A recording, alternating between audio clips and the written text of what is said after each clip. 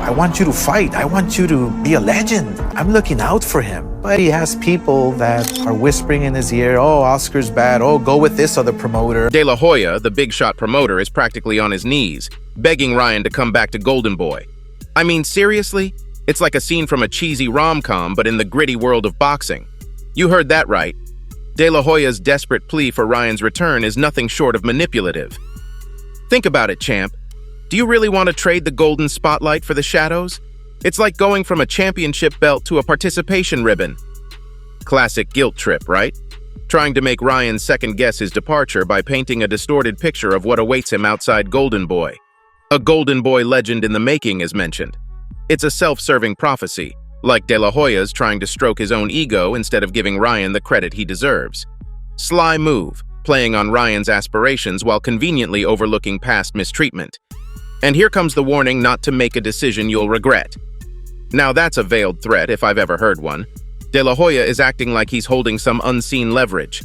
It's a tactic to instill fear and uncertainty in Ryan, making sure he stays under the shadow of Golden Boy's influence. But wait, there's more. De La Hoya's admission of differences is as disingenuous as it gets. I know we had our differences, but know this. I always thought I could expect the best from you. Backhanded acknowledgement, conveniently sidestepping the fact that De La Hoya himself was the source of those differences. Blame it on Ryan, a classic move. And the insistence that Golden Boy is the right place for you, don't make the wrong choice. It's a final attempt to manipulate Ryan into returning to a toxic environment. Villain's plea, seeking to maintain control and power rather than genuinely caring about Ryan's well-being. Wow, that's a lot to unpack, right? Now let's dive into the real nitty-gritty of this boxing soap opera. Promoter Oscar De La Hoya and his star charge Ryan Garcia have been at each other's throats for months. It's not just your usual promoter-fighter tiff, it's a full-blown feud. The trouble started after Garcia's stoppage loss to Gervonta Davis in April at the T-Mobile Arena in Las Vegas. Garcia, not one to hold back, publicly criticized De La Hoya for not showing up at the post-fight press conference. And that's when the real fireworks began. De La Hoya fired back at Garcia, kicking off a fiery back-and-forth exchange that turned the boxing world into a ring of verbal jabs and counterpunches.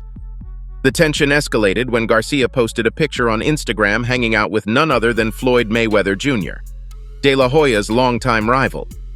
De La Hoya couldn't resist and responded with a facetious comment underneath the post. "Good seeing you with the guy I beat." A classic De La Hoya move, right? But that's not where the drama ends.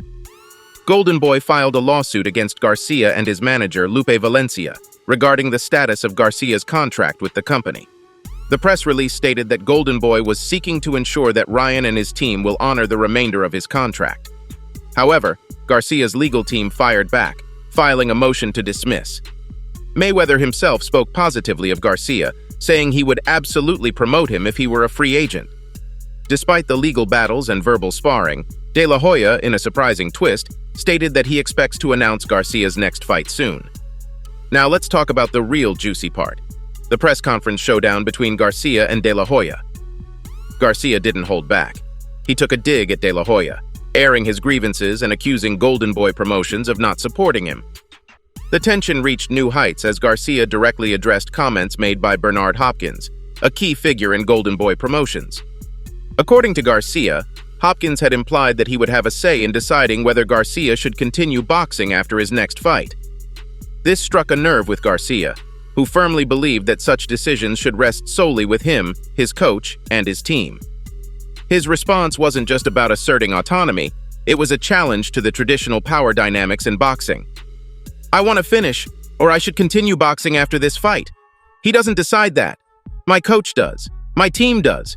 Everybody that, Garcia with me day in, day out," Garcia declared. It was more than a personal attack. It was a stand for autonomy and a challenge to the status quo in boxing promotion and management. Now, let's fast forward to the aftermath of the press conference. Garcia accused De La Hoya of backing his opponent, Oscar Duarte, and misinterpreting statements, fueling his determination to prove a possible rift in their relationship, suggesting a lack of mutual trust and support. Garcia's decision to voice his concerns publicly was strategic, bringing attention to the often hidden aspects of boxing management. It highlighted the need for transparency and respect in the relationships between athletes and their promoters. As the boxing community reflects on this incident, it serves as a reminder of the changing dynamics in sports management. For Garcia, it wasn't just about airing grievances. It was about taking a stand for his rights as an athlete. How this will impact his relationship with Golden Boy Promotions and his future in boxing remains to be seen. But undoubtedly, it marks a significant moment in his career. Now let's switch gears and dive into how De La Hoya responded to Garcia's stinging comments. De La Hoya's response during the press conference was multifaceted and revealed much about the complexities of their professional relationship. He expressed concern for Garcia's mental health, suggesting that Garcia needed help. This shift from professional disagreements to personal well-being was an attempt to bring a human element into the dispute.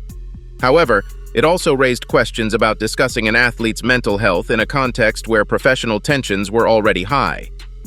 In an interview after the presser, De La Hoya attempted to clarify the situation between Garcia and Hopkins. He labeled Garcia as a kid and declared that he had misinterpreted what Hopkins said. When you are dealing with kids, it's really hard to get that message across, and then you have Ryan saying this and that. It's all BS, De La Hoya stated. The reference to Garcia as a kid indicated a generational gap between them. This seemingly benign term could be interpreted as belittling and underestimating Garcia's maturity and understanding of the boxing industry. It suggested a dynamic where the younger athlete might be seen as less experienced or knowledgeable, potentially leading to conflicts in communication and decision-making. De La Hoya's remarks highlighted the challenges in communication between established figures in boxing and the younger generation of fighters. His comments implied that conveying certain messages to younger athletes like Garcia can be difficult due to differing perspectives on the sport, career management, and athlete representation. The response also hinted at deeper issues in the professional relationship between De La Hoya and Garcia. The lack of mutual understanding and respect suggested by his response could be a significant factor in the tensions between them. In the competitive and high-stakes world of boxing, such misunderstandings can have profound implications for both the athlete's career and the promoter's business. Now let's turn our attention to the role of a promoter in managing athletes. While promoters are responsible for advancing their fighters' careers, this incident raises questions about the balance between promoting a fighter's professional interests and respecting their autonomy and personal boundaries. And here's where the plot thickens. Garcia's massive fan base isn't happy with how De La Hoya treated their star fighter. Fans expressed their thoughts on the situation, with one user suggesting, "Ryan should leave Golden Boy. Canelo warned him, and now he's realizing it." Another chimed in, "Ryan Garcia can't wait to finish his contract and leave Golden Girls." It seems like history might be repeating itself. Canelo Alvarez, a notable example, left Golden Boy after feuding with De La Hoya. Alvarez, in a Breakfast Club interview, was not surprised by De La Hoya's actions. He said, "De La Hoya is not the person you see on television."